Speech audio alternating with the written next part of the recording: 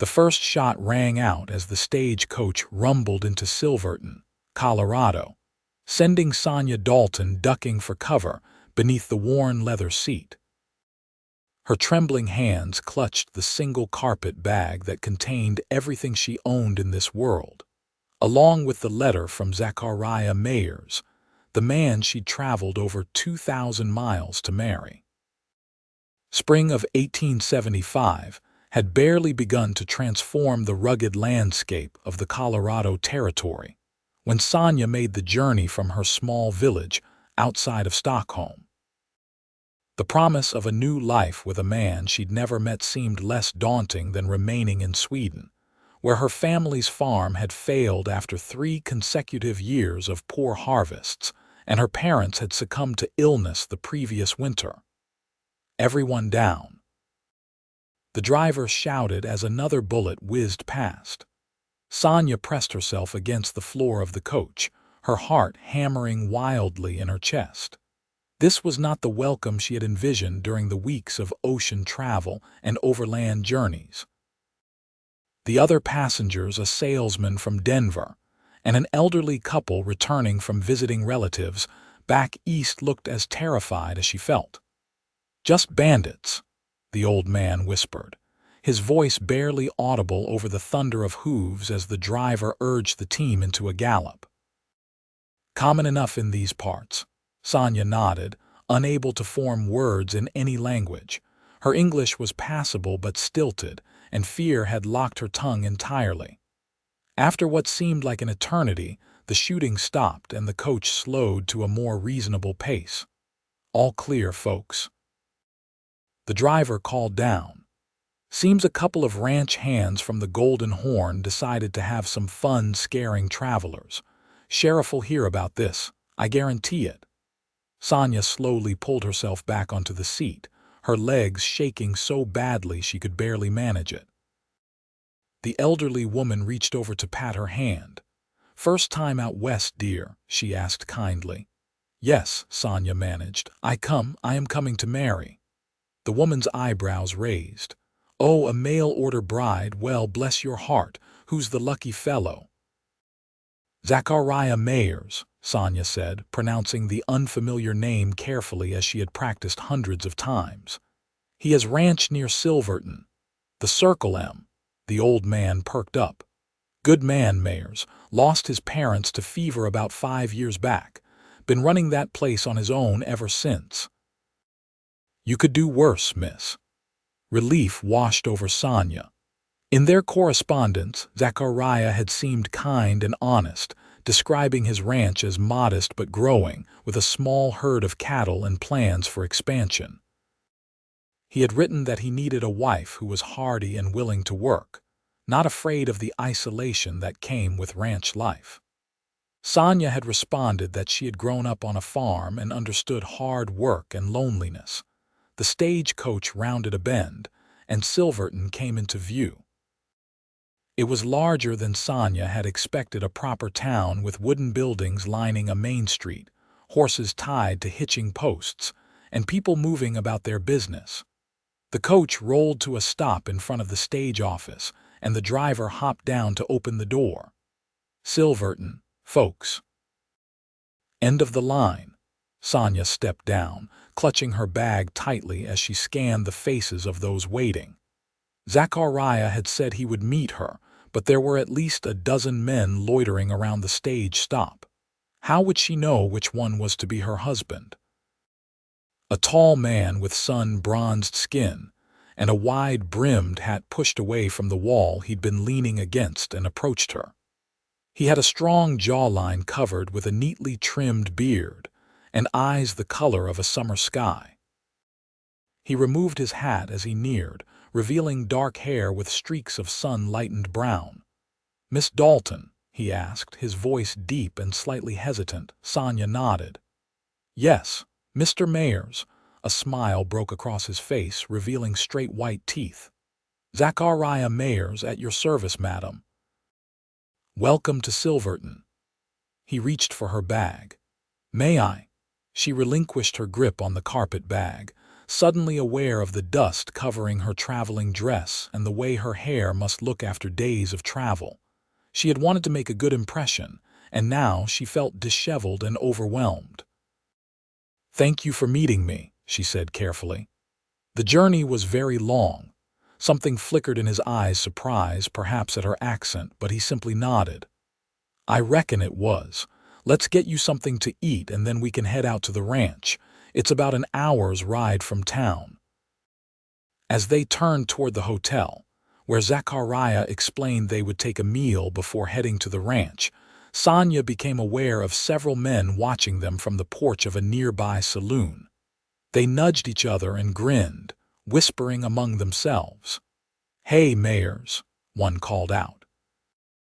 "That your mail-order bride? Didn't know you was getting yourself a foreigner." Zachariah's jaw tightened, but he kept walking, placing a gentle hand at Sonja's elbow to guide her forward. Another man stepped off the porch, blocking their path. "Let's hear her talk, Meyers." "Bet she can't even speak American." Sonja felt her cheeks burning with humiliation. She had worked so hard on her English, spending hours practicing with the ship's captain's wife during the Atlantic crossing. But she knew her accent was still heavy, her grammar sometimes incorrect. "Get out of the way, Jenkins," Zachariah said, his voice low and dangerous. "Come on, just one little word from the pretty lady," Jenkins persisted, alcohol evident on his breath. "Where you from, darlin'? Say something for us." Sonja lifted her chin, determined not to show her hurt. "I am from Sweden," she said clearly, "and I do not talk to drunken men who have no manners." The men on the porch howled with laughter. "She sounds like she's got a mouth full of rocks," one shouted. "Good luck understanding her when she's nagging you, Meyers." Before Jenkins could say anything more, Zachariah stepped between him and Sonja. "You've had your fun, now move along," he said, his hand hovering near the pistol at his hip. Jenkins smirked but stepped aside. As they walked away, Sonja could still hear the men mimicking her accent, exaggerating the cadence of her speech in cruel imitation. Zachariah guided her into the hotel dining room, finding a quiet table in the corner. He pulled out her chair and waited until she was seated before taking his own place. A waitress quickly brought them coffee and took their order for steak and potatoes. "I apologize for those men," Zachariah said once they were alone. "Most folks around here are decent, but there's always a few who have got nothing better to do than make trouble." Sonja stared into her coffee cup. "It is all right. I know my English is not good." Zachariah leaned forward slightly. "Your English is fine." "And for what it's worth," he said, his voice softer now, "I like how you sound." Sonja's eyes lifted to meet his, surprise evident in her expression. "You do," he nodded, a small smile playing at the corners of his mouth. "I do. It's different, nice. Reminds me of music, sort of." Something warm unfurled in Sonja's chest at his words, but before she could respond, the waitress returned with their meals. As they ate, Zachariah told her about the ranch, the small but sturdy house he had built, the barn and corral, the 30 head of cattle he was raising. He mentioned his hopes to expand the herd if the next few seasons were good. "It's not much yet," he admitted, "but the land is good, and there's plenty of water from the creek that runs through the property." "It sounds wonderful," Sonja said honestly. After the crowded ship and noisy cities she'd passed through, the idea of open spaces appealed to her greatly. When they had finished their meal, Zachariah settled the bill and led Sonja to a wagon parked outside. He helped her up to the seat and secured her bag in the back before climbing up beside her. "We should be home before dark," he said, flicking the reins to start the horses moving. "Unless you'd prefer to stay in town tonight. I know you've been traveling a long while." Sonja shook her head. "No, I would like to see our home." He glanced at her when she said "our home," and a hint of color touched his cheeks beneath his tan.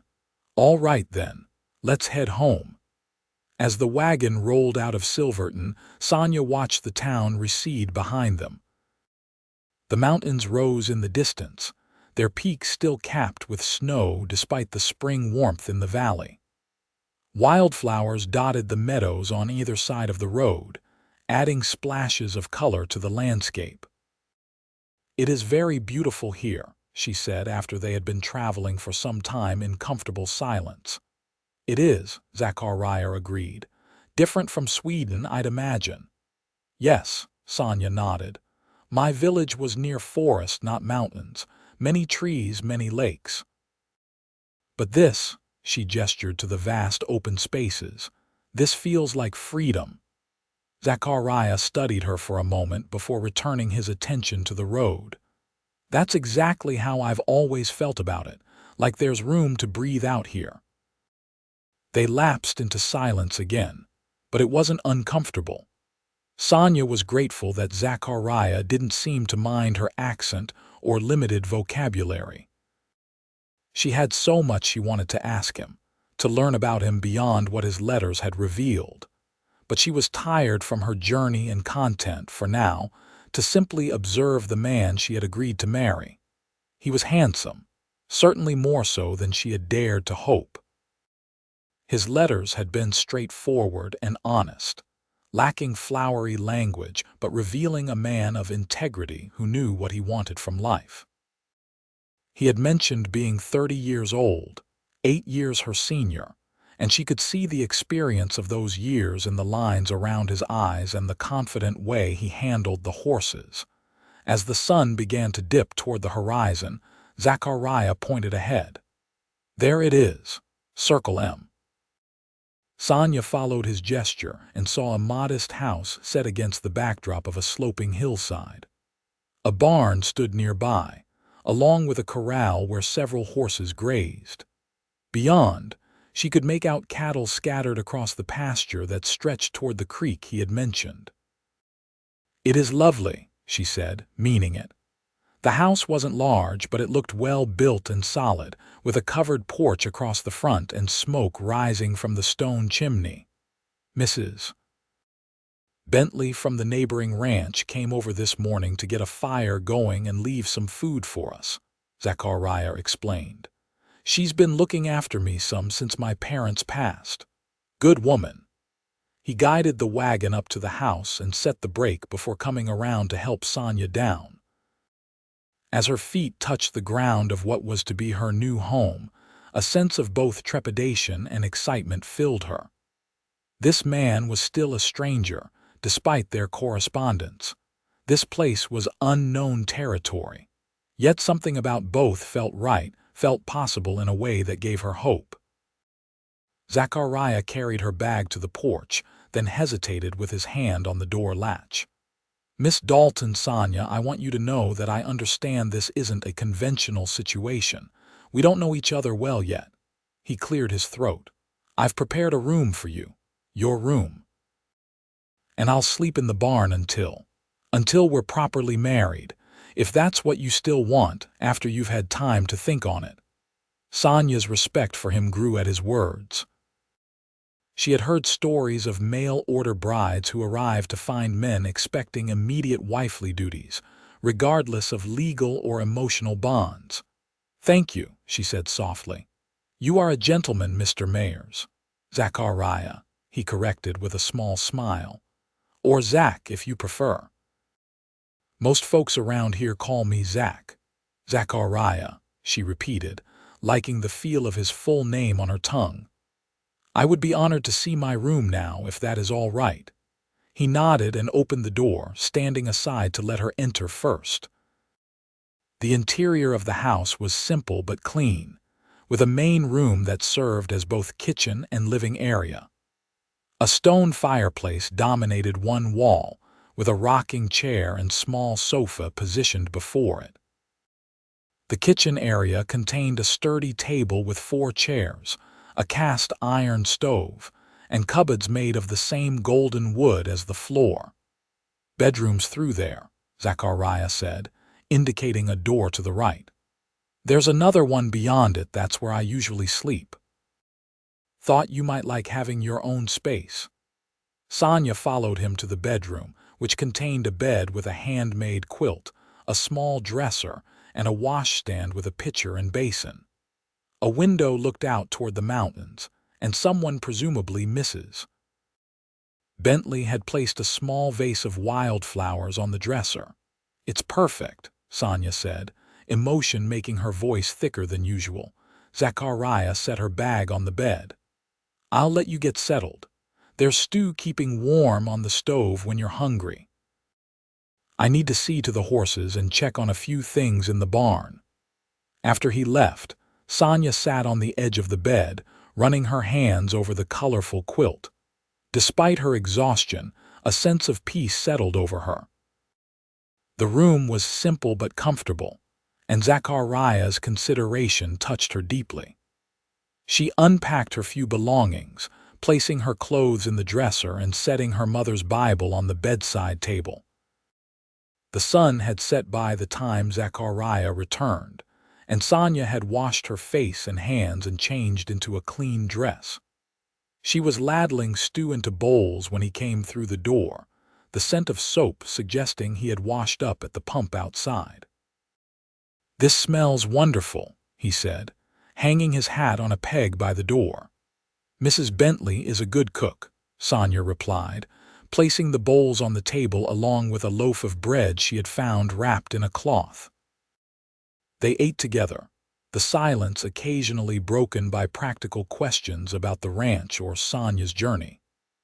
After the meal, Zachariah insisted on cleaning up while Sonja rested in the rocking chair, watching the fire and fighting to keep her eyes open. "You should get some sleep," Zachariah said gently, noticing her struggle. "Tomorrow I can show you around the place, introduce you to the animals." Sonja nodded, standing and smoothing her skirts. "Thank you for everything, Zachariah, for welcoming me." "Thank you for coming all this way," he replied, his eyes soft in the firelight. "Good night, Sonja." "Good night." In her room, Sonja changed into her nightgown and slipped beneath the quilt. Despite her exhaustion, she lay awake for a time, listening to the unfamiliar sounds of her new home, the creak of the house settling, the distant lowing of cattle, the soft whicker of horses from the barn where Zachariah would be sleeping. Eventually, the rhythm of the unfamiliar sounds lulled her into a deep, dreamless sleep. The next morning, Sonja woke to sunlight streaming through her window and the smell of coffee brewing. She dressed quickly and pinned her long blonde hair into a simple knot at the nape of her neck before joining Zachariah in the kitchen. "Morning," he greeted her, standing at the stove where he was frying bacon and eggs. "Sleep well." "Very well, thank you," she replied, moving to help him. "The bed is very comfortable. Glad to hear it. Thought we might ride out to see the property today if you're feeling up to it." "I would like that," Sonja said, pouring coffee into the cups he had set out. "I have ridden horses before on my father's farm." Over breakfast, they continued to get to know each other in small ways: preferences for food, stories of childhood, hopes for the ranch. Sonja found herself relaxing in Zachariah's presence. He was a good listener, patient when she struggled to find the right English words, and he never laughed at her accent or corrected her grammar. After breakfast, Zachariah brought a gentle bay mare from the corral for Sonja to ride. "This is Maple," he said, patting the horse's neck. "She's steady and sweet-tempered." Sonja approached the mare, holding out her hand for the horse to sniff. "Hello, Maple," she said softly. "We will be friends, yes." Maple nuzzled her palm, and Zachariah smiled. "She already likes you." He helped Sonja mount, then swung up onto his own horse, a tall chestnut gelding named Rusty. They rode at a leisurely pace, with Zachariah pointing out the boundaries of the ranch, the best grazing areas, and the creek that provided water for the livestock and the house. "The water wheel powers the pump that brings water into the house," he explained as they rode alongside the creek. "My father built it, Means we don't have to haul water from the creek for cooking and washing." "That is very clever," Sonja remarked, impressed by the ingenuity. As they crested a small rise, Zachariah reined in his horse and gestured to the panoramic view before them, the ranch house in the distance, the barn and corral, the cattle grazing in the lush spring grass, all set against the magnificent backdrop of the mountains. "This is my favorite spot on the whole ranch," he said, his voice filled with pride and something like reverence. "You can see everything from up here." Sonja took in the view, understanding his attachment to this land. "It is beautiful, Zachariah, truly beautiful." He turned to look at her, studying her face as if searching for something. "Do you think you could be happy here, Sonja? I know it's isolated and the work is hard." She met his gaze steadily. "I am not afraid of hard work or solitude. In my letters, I told you true things about myself. I came here for a new beginning, and I believe I can find happiness here." She hesitated, then added, "With you if you still wish it." Zachariah's expression softened. "I do wish it, but I want you to be sure. We can wait for the wedding, get to know each other better first." "That is sensible," Sonja agreed, "but know that I am not. What is the word? Having second thoughts," he chuckled. "That's the right phrase, and I'm glad to hear it." They spent the remainder of the day exploring the ranch, with Zachariah showing Sonja the vegetable garden behind the house that needed tending, the chicken coop where a dozen hens provided eggs, and the smokehouse where meat was preserved.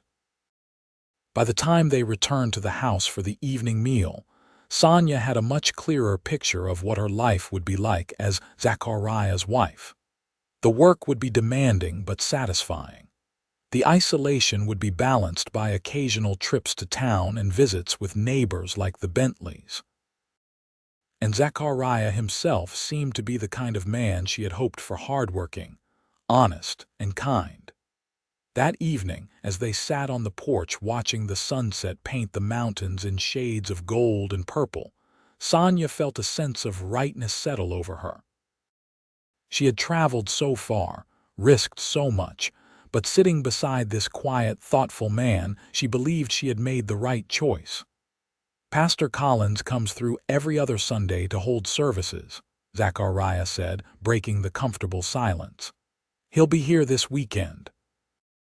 We could speak to him about the wedding if you're still certain."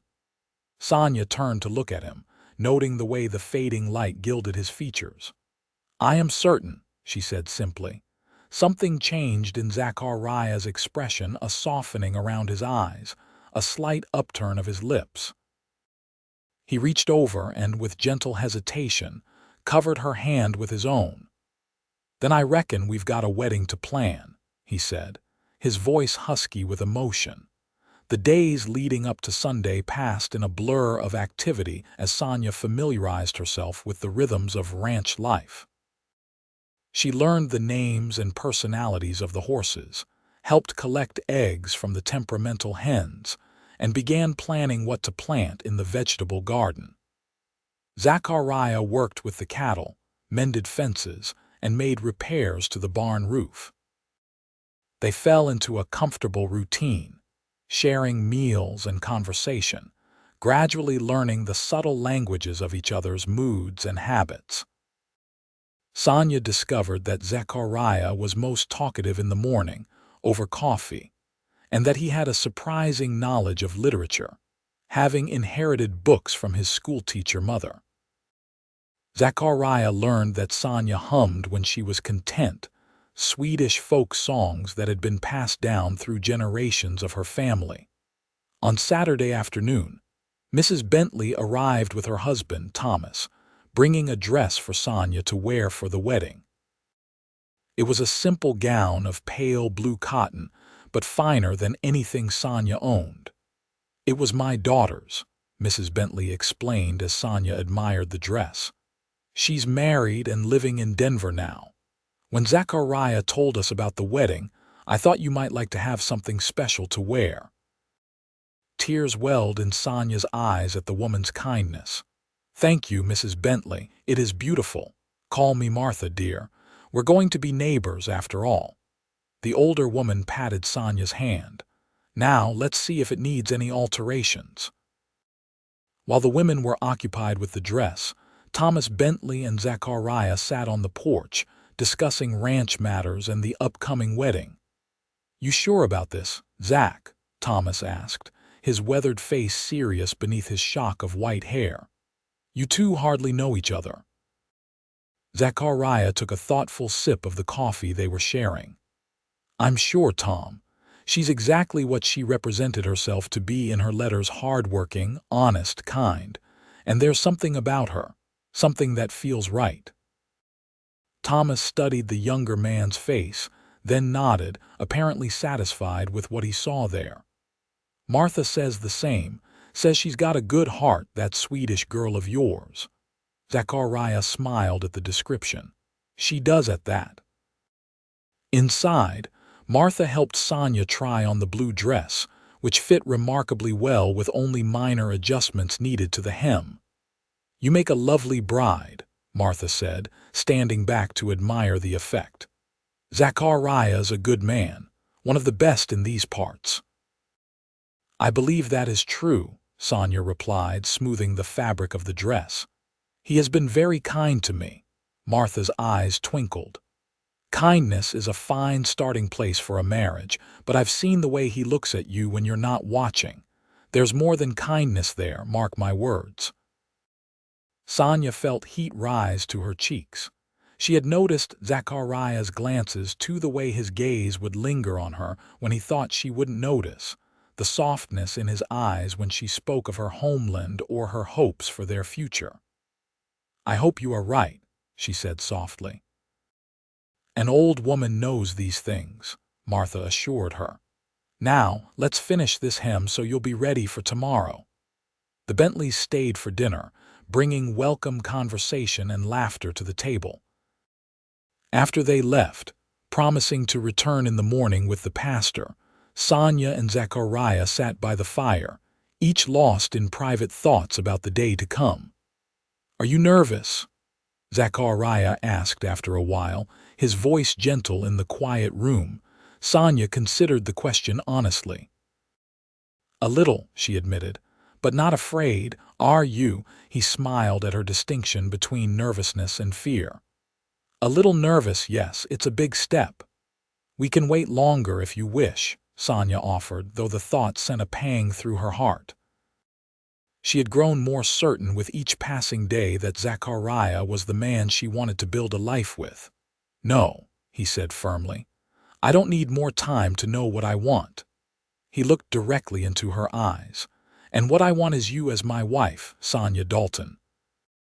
The simple declaration, spoken with such conviction, made Sonja's breath catch. "And I want you as my husband, Zachariah Meyers." A log shifted in the fireplace, sending up a shower of sparks. In the dancing light, they regarded each other with new awareness, the promise of tomorrow hanging between them like a tangible thing. "I should turn in," Zachariah said at last, reluctance evident in his voice. "Big day tomorrow." "Yes," Sonja agreed, rising from her chair. "Good night, Zachariah." He stood as well, and for a moment they faced each other in the firelight. Then, slowly, he leaned forward and pressed a gentle kiss to her forehead. "Good night, Sonja," he whispered, his breath warm against her skin. "Sleep well." In her room, Sonja touched the place where his lips had been, a smile curving her mouth as she prepared for bed. Tomorrow she would be his wife, and he would be her husband. The thought filled her with a quiet joy that carried her into sleep. Sunday dawned clear and bright, as if nature itself approved of the union about to take place. Sonja woke early and spent extra time with her toilette, washing her hair with the lavender-scented soap Martha had brought as a gift and arranging her blonde tresses in a more elaborate style than her usual simple knot. Zachariah had left the house before she rose, adhering to the tradition that the groom shouldn't see the bride before the wedding. A note on the kitchen table informed her that he had gone to help Thomas prepare for the guests.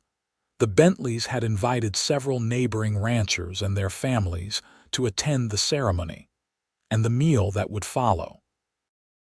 Martha arrived mid-morning, bringing with her a crown of wildflowers for Sonja's hair, and the news that Pastor Collins had arrived and was visiting with the men in the barn. "Everything's nearly ready," Martha said, helping Sonja into the blue dress. "Thomas has set up tables in the yard, and the women have brought enough food to feed an army. It's not every day we get a wedding out here." Sonja's hands trembled slightly as Martha fastened the buttons down the back of the dress. "I did not expect so many people," she said, a hint of anxiety in her voice. "My English is perfectly fine," Martha interrupted firmly. "And everyone is coming to celebrate you and Zachariah, not to judge your speech.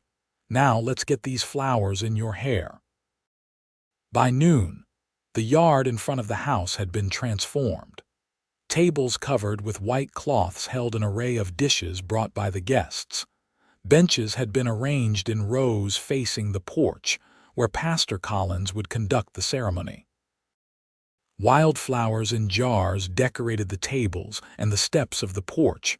From her window, Sonja watched as people arrived, families in wagons, young couples on horseback, all dressed in their Sunday best. She saw Zachariah greeting them, handsome in a clean black suit that looked as though it had been rarely worn. A knock at her door announced Martha. "It's time, dear," the older woman said, entering with a small bouquet of spring flowers tied with a blue ribbon. "You look beautiful." Taking a deep breath, Sonja accepted the bouquet and followed Martha through the house and out the back door, circling around to the side yard where they wouldn't be seen by the assembled guests. Thomas Bentley waited for them there, dressed in his Sunday suit with his white hair neatly combed. "Miss Dalton," he said with a formal bow, "I'd be honored to escort you if you'll allow it. Zachariah mentioned your father has passed on."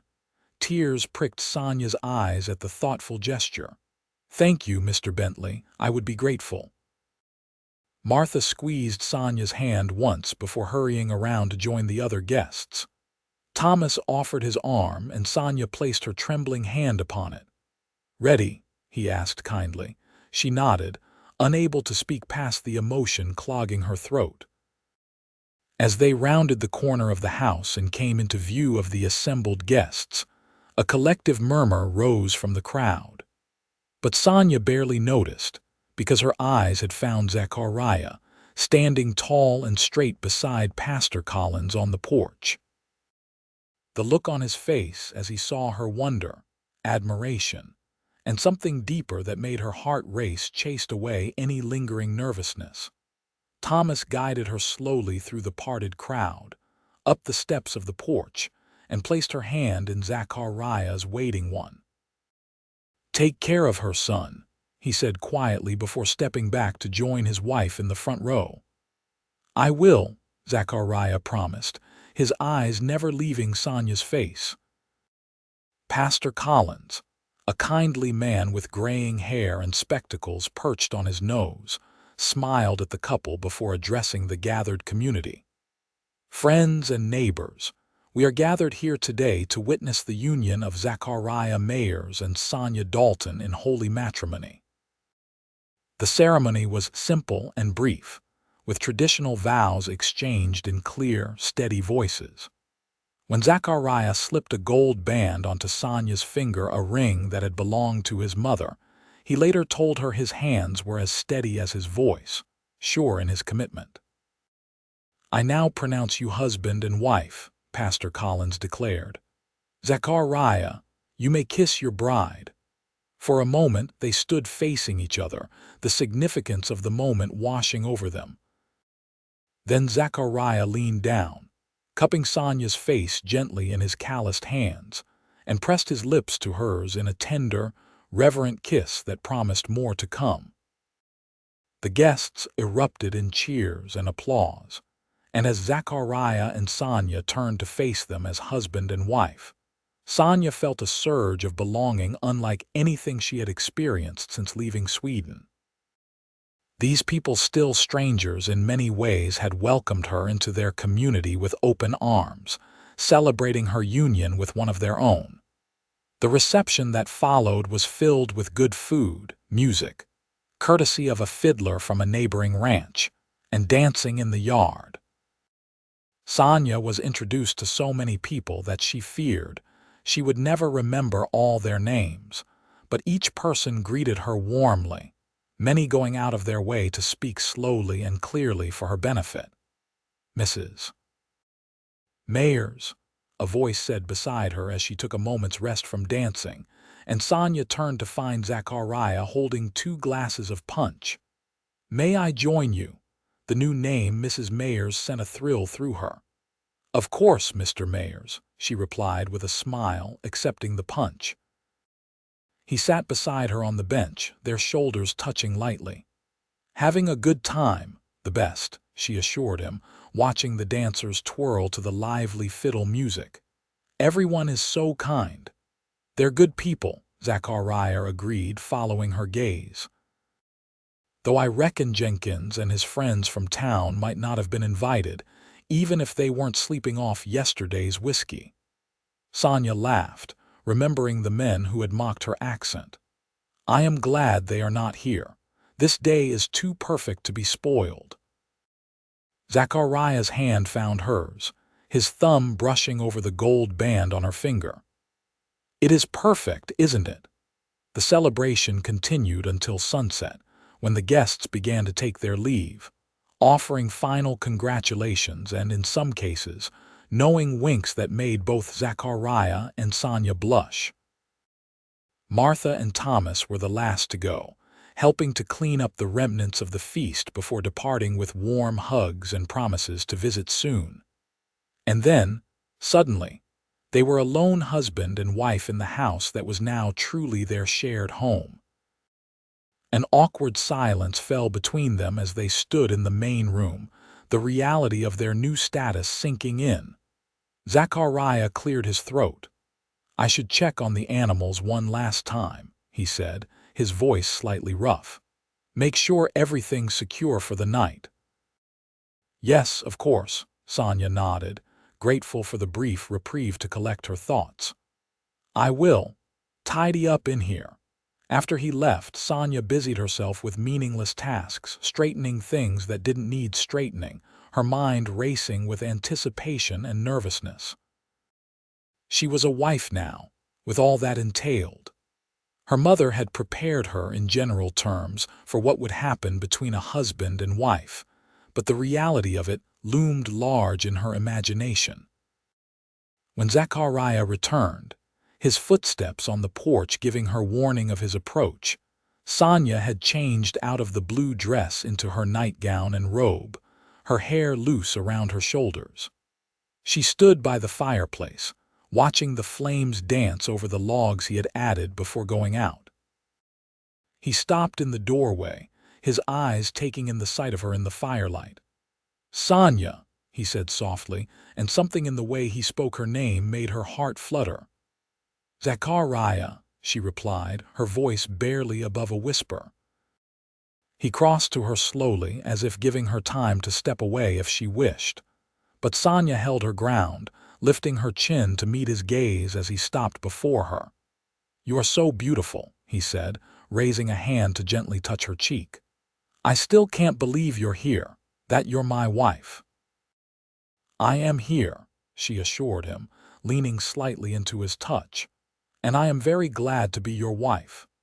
The hesitancy in his eyes gave way to determination as he bent to capture her lips with his.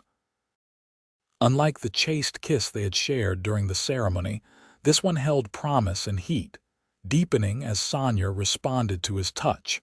When they finally broke apart, both were breathing heavily. Zachariah rested his forehead against hers, his hands gentle on her waist. "We don't have to rush anything," he murmured. "We have all the time in the world." Sonja smiled, her initial nervousness fading in the wake of his consideration. "I am not fragile, Zachariah. I will not break." A slow smile spread across his face. "No, you won't," he agreed, before sweeping her into his arms and carrying her toward the bedroom that would now be theirs. Later, as they lay entwined beneath the quilts, Sonja's head resting on Zachariah's chest, she listened to the steady beat of his heart and marveled at how quickly her life had changed. Just weeks ago, she had been alone in Sweden, facing an uncertain future. Now she was married to a good man, with a home and purpose that filled her with contentment. "What are you thinking?" Zachariah asked, his voice rumbling beneath her ear as his fingers trailed lazily through her hair. "That I am very lucky," she answered honestly. "That this feels right." He tilted her chin up to look into her eyes. "I'm the lucky one," he said solemnly. "And I promise you, Sonja Meyers, that I will spend every day trying to be worthy of you." She pressed a kiss to his palm. "We will be worthy of each other." As she drifted toward sleep in the circle of her husband's arms, Sonja silently thanked whatever twist of fate had brought her across an ocean to this man. This place. This life that already felt more like home than anywhere she had ever been. The first year of their marriage passed in a blur of seasons, each bringing its own challenges and joys. Spring saw them planting the vegetable garden together, Sonja introducing varieties of hardy vegetables she had grown in Sweden alongside the traditional crops of the region. Summer brought the hard work of haying, with neighboring ranchers coming together to help each other bring in the crop that would feed their livestock through the winter. Zachariah's prediction that the herd could grow if the seasons were good proved accurate. A successful calving season and favorable market prices allowed them to purchase additional cattle and begin setting aside money for future expansion. Sonja's garden yielded bountifully, providing fresh vegetables for their table and extras to preserve for the winter months. Fall brought cattle drives to the railhead, with Zachariah joining other ranchers for the journey, while Sonja managed the ranch in his absence. It was during those lonely weeks that she realized how deeply her feelings for her husband had grown. What had begun as mutual respect and attraction had blossomed into love, a love that sustained her through the silent evenings, when she missed the sound of his voice and the warmth of his presence beside her. When he returned, dusty and tired from the trail, the reunion in their home confirmed what she had known in his absence. Zachariah Meyers had become essential to her happiness. Winter settled over the ranch with a blanket of snow, confining them mostly to the house and barn. They spent the long evenings by the fire, reading aloud from Zachariah's books or simply talking, sharing stories and dreams. Sonja's English improved dramatically, though her accent remained, something Zachariah insisted he loved. "Never try to lose it," he told her one night as they lay in bed, the winter wind howling outside their snug home. "It's part of what makes you uniquely you." It was during that first winter that Sonja began to suspect she was with child. The telltale signs were there: the slight nausea in the mornings, the tenderness in her breasts, the fatigue that overtook her at odd hours. She kept her suspicions to herself until she was certain, wanting to be sure before sharing such important news with Zachariah. On Christmas morning, after they had exchanged simple gifts, a hand-knitted scarf from Sonja, a delicate silver brooch Zachariah had purchased on his last trip to town, Sonja placed a small package in her husband's hands. "One more gift," she said, watching his face closely. Zachariah unwrapped the package to reveal a tiny pair of knitted booties. He stared at them uncomprehendingly for a moment before understanding dawned in his eyes. "Sonja," he whispered, hope and wonder in his voice. "Are you?" She nodded, tears of joy filling her eyes. "The baby will come in early summer, I think." Zachariah let out a whoop of delight, lifting Sonja from her chair and spinning her around the room before setting her down gently, his hands immediately going to her still flat stomach. "A baby," he said in awe, dropping to his knees before her. "Our baby." Sonja cradled his face in her hands, her heart so full she thought it might burst. "Our baby," she confirmed. "Our family." The remainder of the winter was spent in joyful preparation.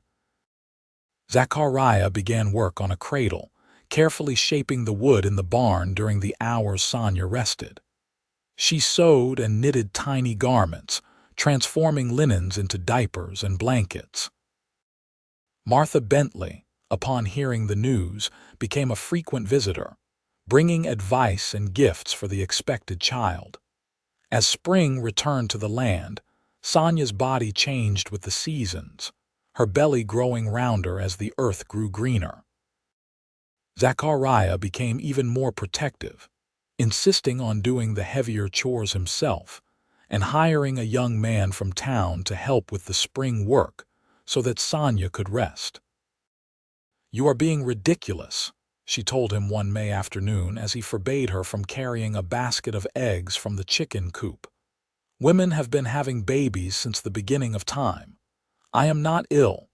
Humor me," he replied, taking the basket from her hands. "I just want to take care of you both." She couldn't stay irritated with him, not when his concern came from such a place of love. So she allowed his fussing, secretly touched by his devotion to her and their unborn child. On a sweltering day in late June, with summer in full bloom across the Colorado landscape, Sonja's labor began. Martha Bentley was summoned, along with the midwife from town.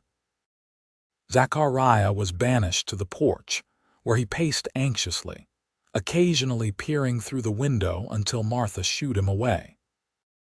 After hours of labor, as the sun was setting behind the mountains, Sonja gave birth to a son, a healthy, robust boy with a shock of dark hair like his father's and eyes that, when they briefly opened, showed hints of Sonja's clear blue. "A son," Martha announced to Zachariah, who had worn a path in the porch boards with his pacing. "A fine, strong boy, and Sonja is well. You can go in now." Zachariah entered the bedroom with reverent steps, his eyes immediately finding Sonja propped up on pillows, their son cradled in her arms. She looked exhausted but radiant, her face glowing with love as she gazed down at the tiny bundle. "Zachariah," she said softly as he approached the bed, "come meet your son." He sat carefully on the edge of the bed, reaching out a tentative finger to touch the baby's cheek. "He's perfect," he whispered, "just like his mother." Sonja smiled tiredly. "I thought we might name him Eric after my father, Eric Thomas Meyers." "Eric Thomas," Zachariah repeated, testing the name. "It's a good, strong name. I like it."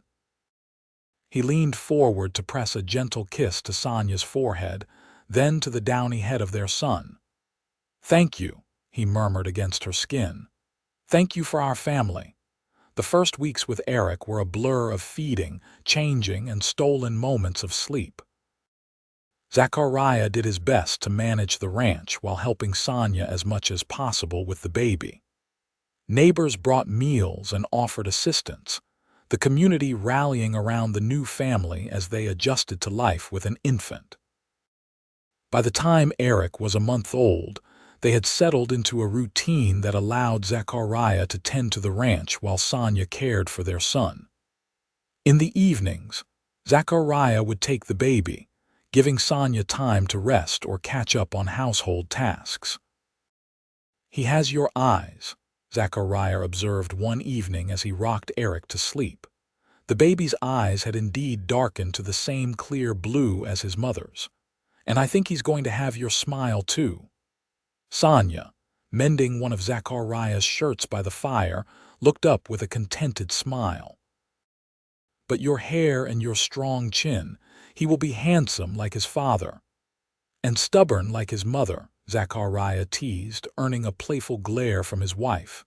"I am not stubborn. I am determined," Sonja corrected, her accent still lending a musical quality to her words that Zachariah loved. Determined, then, he conceded with a smile. Either way, he's the luckiest boy in Colorado, having you for his mother. As summer gave way to fall, Eric grew and thrived, showing a sunny disposition that charmed everyone who met him. Sonja found that motherhood, while challenging, brought her a deep sense of fulfillment. Watching her son discover the world, hearing his first laughs, witnessing his growing recognition of her face, these simple joys filled her days with purpose. Zachariah, too, took to fatherhood naturally. He would bring Eric with him for the simpler chores around the ranch, narrating his activities as if the baby could understand every word.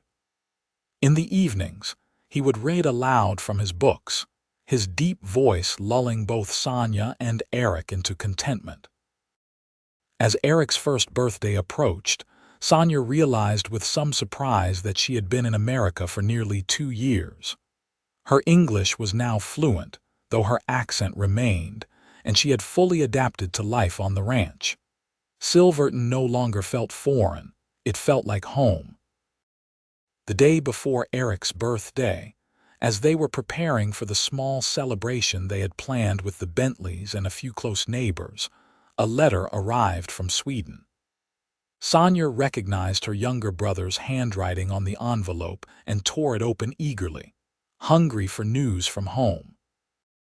The letter was long, full of updates about their village and extended family, but one paragraph made Sonja gasp, her hand flying to her mouth in shock. "What is it?" Zachariah asked, concerned by her reaction. "My brother Lars," Sonja said, her voice trembling. "He wants to come to America. To Colorado. He asks if he can stay with us while he establishes himself." Zachariah's expression softened. "Of course he can," he said without hesitation. "He's family."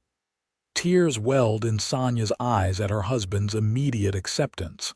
"Thank you," she whispered. "Lars is a good worker and he knows farming. He will be helpful, not a burden." "I don't care if he's helpful," Zachariah said, pulling her into his arms. "He's your brother and that's enough for me. Besides, Eric should know his uncle." Sonja buried her face in Zachariah's chest, overwhelmed by gratitude for this man who had become her partner in every sense of the word. "I love you," she murmured against the rough fabric of his shirt. "So much." "I love you too," he replied, his arms tightening around her. "More than I ever thought possible." The next day, Eric's birthday celebration was a joyful affair, with the baby thoroughly enjoying his first taste of cake and the attention of all the guests. Sonja shared the news about Lars's planned arrival, and their friends responded with typical Western hospitality, offering help in getting him settled and suggesting possible employment opportunities. As spring approached again, preparations began for Lars's arrival. Zachariah and Thomas Bentley added a small room to the house, extending off the kitchen to provide private space for the young man. Sonja collected items to make the room comfortable: linens, a small bookshelf, a sturdy chest for his belongings. Lars arrived on a bright April day, stepping off the stagecoach in Silverton with a single trunk and a face so like Sonja's that Zachariah recognized him immediately. He was 20, tall and fair like his sister, with the same blue eyes but a more angular face. "Welcome to Colorado," Zachariah greeted him, extending his hand. "I'm Zachariah Meyers, your brother-in-law." Lars shook the offered hand firmly. "Thank you for having me," he replied in careful English. "Sonja has written so much about you and little Eric." "Speaking of whom," Zachariah said, turning to where Sonja stood holding their son, who had recently taken his first steps and was eager to be put down to demonstrate his new skill. The reunion between brother and sister was emotional, with tears and laughter mingling as they embraced. Lars was immediately smitten with his nephew, who regarded the newcomer with solemn curiosity before breaking into a gummy smile. "He looks like father," Lars observed, gently touching Eric's dark curls, but with Sonja's eyes. "That's what everyone says," Zachariah agreed, watching his wife and her brother with contentment. Their family was growing, bonds strengthening across oceans and borders. Lars proved to be a welcome addition to the household. He was eager to learn ranching, absorbing Zachariah's lessons quickly and bringing his own knowledge of animal husbandry from the Swedish farm. He was good with Eric, patient and playful, giving Sonja and Zachariah occasional respite from the demands of parenting an active toddler. In the evenings, the house rang with conversation in a mixture of English and Swedish, as Lars improved his language skills and shared news and stories from home. Sonja found herself remembering details of her childhood that she had nearly forgotten, prompted by her brother's reminiscences. One evening, after Lars had retired to his room and Eric was asleep, Sonja and Zachariah sat on the porch, enjoying the cool night air and the carpet of stars above them. Sonja's head rested on her husband's shoulder, his arm around her waist. "Happy?" he asked softly, pressing a kiss to her temple. "Very," she assured him. "It feels right having Lars here, like a piece of my past connecting with my present." Zachariah nodded in understanding. "I'm glad he came. He's a good man, and it's clear how much you missed him." They sat in comfortable silence for a time, listening to the night sounds of the ranch, the distant lowing of cattle, the occasional whinny from the barn, the rustle of wind through the cottonwood trees by the creek. "I have been thinking," Sonja said eventually, a hint of nervousness in her voice. "Perhaps it is time to give Eric a brother or sister. What do you think?" Zachariah turned to look at her, surprise and delight evident in his expression. "I think that's a wonderful idea," he said warmly. "Though I should warn you, if the next one is a girl and she has your looks, I'll be fighting off suitors with my shotgun in about 16 years. Sonja laughed, leaning up to kiss him softly. "Then we will need to teach her to be wise in matters of the heart, as well as brave." "Like her mother," Zachariah murmured against her lips. "And kind and honorable like her father," Sonja added, deepening the kiss. They stayed on the porch a while longer, wrapped in each other's arms, planning their future together. The ranch would grow, their family would expand, and the love that had begun with a mail-order arrangement and blossomed despite differences in language and background would continue to strengthen with each passing year. Later that night, as Sonja lay in the circle of her husband's arms, she reflected on the journey that had brought her to this place, this man, this life. She had crossed an ocean with nothing but hope and determination, endured the mockery of strangers, and found acceptance and love where she least expected it with a quiet cowboy who had said, simply and sincerely, "I like how you sound." In the years that followed, the Circle M Ranch prospered under the combined efforts of Zachariah, Sonja, and Lars. The cattle herd grew, as did the family, with the addition of a daughter, Linnea Martha Meyers, born almost exactly 2 years after Eric. She had Zachariah's dark hair and his thoughtful nature, but Sonja's delicate features and determination. Lars eventually purchased land adjoining the Circle M, establishing his own small ranch with the help of his brother-in-law. He married the schoolteacher who came to Silverton in 1878, a spirited young woman from Boston who was entranced by his Swedish accent and gentle manner. Silverton grew as well, with new families arriving each year, drawn by the promise of land and opportunity. Sonja became known for her garden and her preserves, winning ribbons at the county fair, and sharing her knowledge of hardy Scandinavian crops with her neighbors. Zachariah served on the town council, his fair-minded approach to problem-solving earning him the respect of the community. The children grew up bilingual, absorbing both English and Swedish as naturally as breathing, their accents a unique blend that reflected their heritage. Eric showed a talent for working with horses, while Linnea developed a love for books that reminded Zachariah of his mother. On warm summer evenings, the family often gathered on the porch after supper, watching the sunset paint the mountains in gold and purple. Zachariah would play his harmonica, a skill he had cultivated during the quiet winter months, while Sonja taught the children Swedish folk songs. Sometimes, they would reminisce about their unusual beginnings, the mail order arrangement, Sonja's journey across the ocean, the cruel mockery she had faced upon arrival, and Zachariah's simple declaration that had marked the true beginning of their love story. "I like how you sound," he would still tell her sometimes, usually in private moments when her accent became more pronounced due to emotion or fatigue. And each time, her heart would warm anew at the acceptance and love contained in those 5 simple words.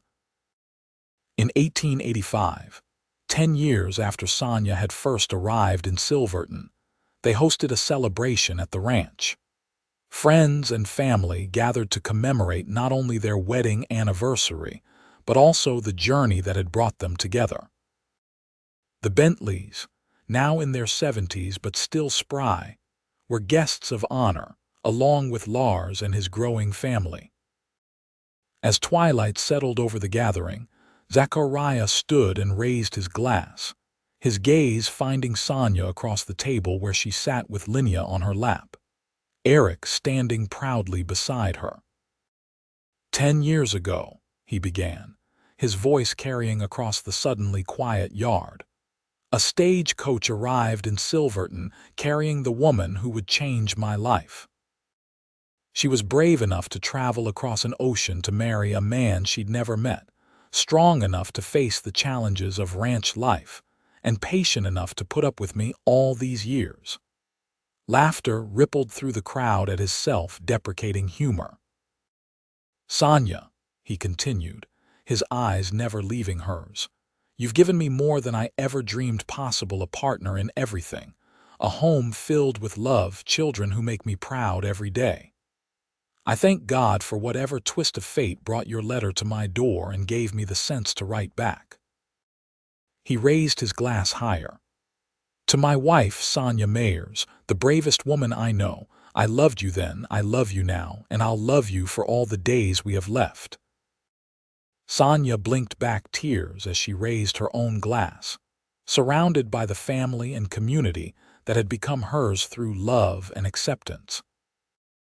"To us," she said simply, her accent still present but now as familiar to their friends as the sound of the creek or the whisper of wind through the cottonwoods. "And to all of you who have made this place our home." As the stars emerged in the darkening sky, casting their ancient light over the gathering, Zachariah made his way to Sonja's side.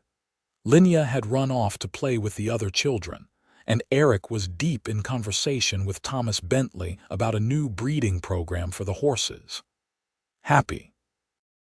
Zachariah asked, echoing the question he had asked so many times over the years. Sonja leaned into his side, her head finding its familiar place on his shoulder. "More than I ever thought possible," she answered truthfully. And as they stood together, watching their children, their friends, their life unfold before them, Sonja knew with absolute certainty that crossing an ocean to marry a stranger had been the wisest decision she had ever made. For in Zachariah Meyers, she had found not just a husband but a true partner, a best friend, and a love that had transformed them both. In the distance, the mountains stood sentinel over the valley, unchanging witnesses to the story of the Swedish mail-order bride and the Colorado cowboy who had built a life together. Word by word, day by day, year by year, a story that would continue in their children and their children's children, a legacy of love that had begun with 5 simple words. I like how you sound.